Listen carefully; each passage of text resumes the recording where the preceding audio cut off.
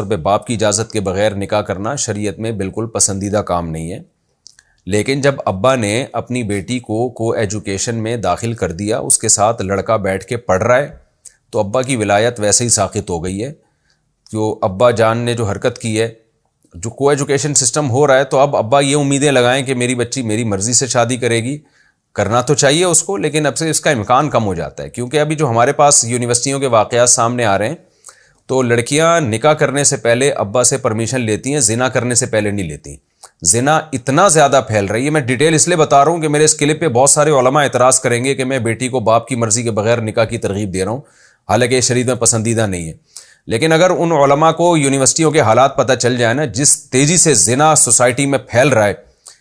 تو اگر آپ یہ پرمیشن نہیں دیں گے تو وہ زانیہ بنیں گی جو بن رہی ہیں۔ تو اس لیے آپ اپنے والدین کو سمجھائیں، 5 سال ایک بالغ لڑکی